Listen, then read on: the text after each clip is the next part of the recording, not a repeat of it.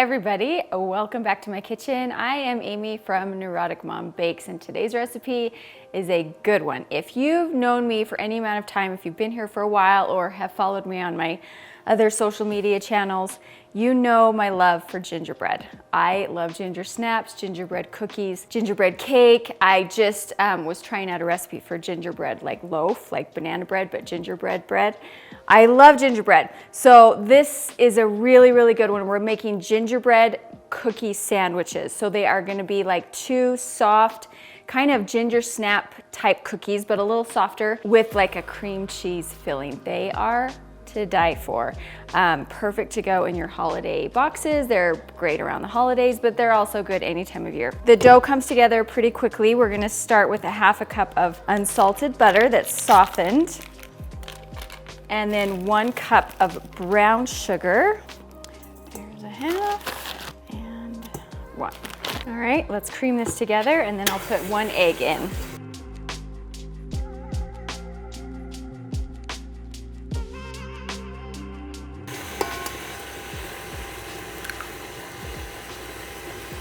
In goes our egg.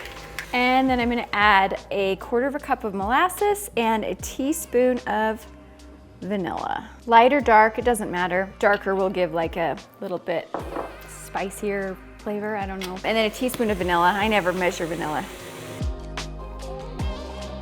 All right, once that's nice and smooth, we're gonna add in our dry ingredients. It calls for 1½ cups of all-purpose flour, 3/4 cup of oats. We'll start with that. All right, there's a half, 1, 1½, and then 3/4 cup of oats. It doesn't matter if they're quick or old-fashioned.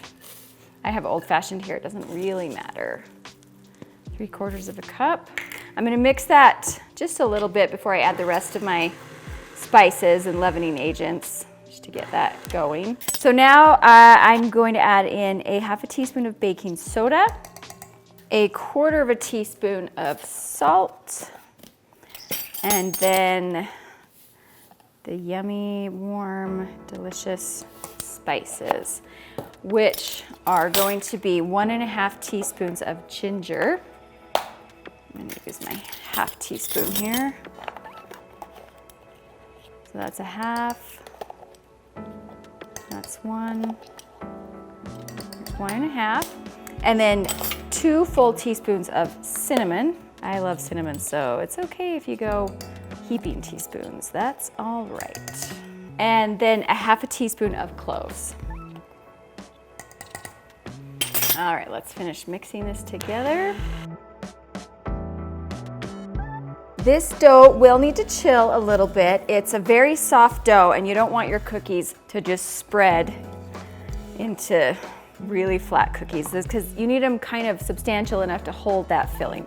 So this does need to be chilled for a minimum of 1 hour. However, you can leave it in the fridge up to a week. This is a good dough to make ahead of time. Just keep it in your fridge until you're ready to assemble and finish your cookie boxes if you're doing those around the holidays. Or if you're just making for a party and you wanna just get ahead. I flatten my dough. Anytime I chill dough or pie crust or anything, I flatten it into a disc. You'll just get more uniform chill, especially if you're just doing it for the minimum amount of time. It'll chill quicker than if it's a big ball. It'll be warmer in the center and more chilled on the outside. So flatten it into a disc. So we're just gonna form these into 1-inch balls, and I'm gonna heat my oven to 350 while I'm doing that. I want little small cookies, so I'm gonna make pretty small 3/4 inch balls here. Maybe those are closer to 1 inch, I guess. Doesn't matter, you just want them to be as uniform as possible because you want the cookies to match up.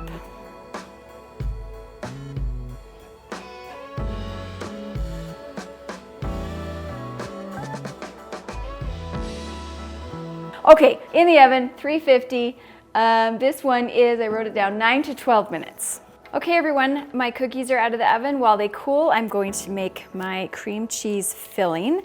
So we are gonna start with 4 ounces of cream cheese. If it's softened, that'll just be a lot easier to mix and work with.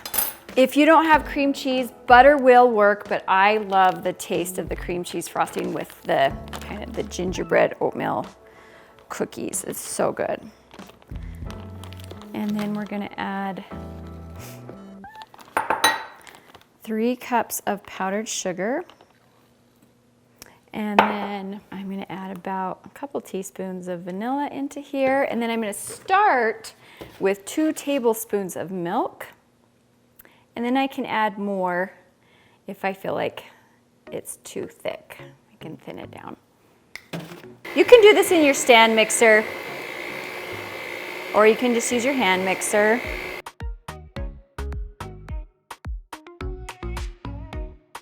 Definitely gonna need more milk. Ah, yes.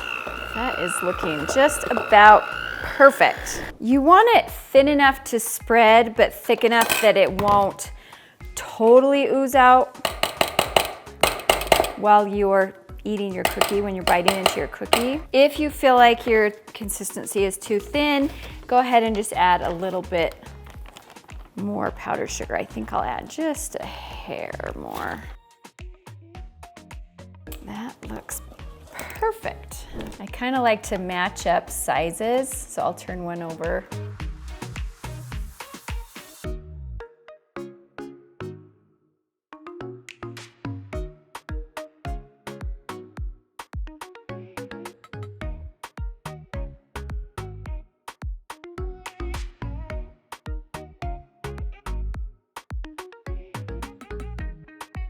Don't those look so good?